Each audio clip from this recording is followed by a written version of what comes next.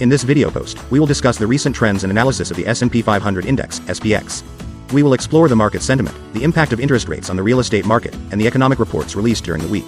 Last week, the financial markets experienced extreme fear among investors. Many were concerned that stocks would soon break lower, and the possibility of a government shutdown added to the anxiety.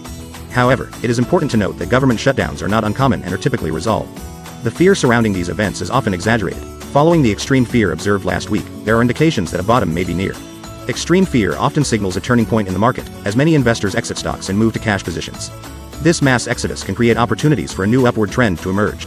The S&P 500 Index, SPX, reversed at its rising 200-day average line and the rising trend support line, which dates back to the October 2022 lows. This reversal is significant and suggests the possibility of a new trend starting to the upside. Both the weighted and unweighted charts of the S&P 500 Index exhibited this reversal, further validating its potential. Investors continue to worry about rising interest rates, particularly in the real estate market.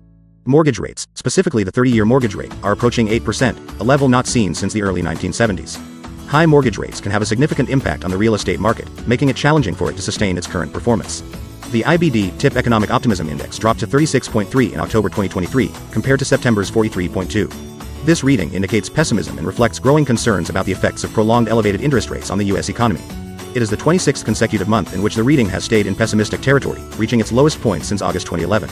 In positive news, the government shutdown was postponed for 45 days, providing hope for a resolution within that period.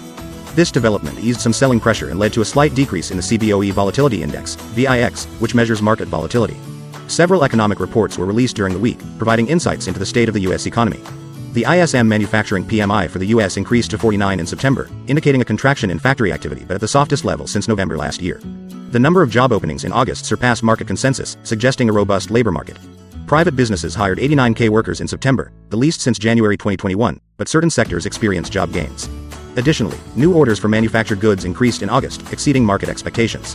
While there was a reversal in the market this week, indicating a potential bottom, it is important to note that an uptrend has not yet been established. The SPX position in this strategy remains bearish, and aggressive traders are advised to hold cash positions.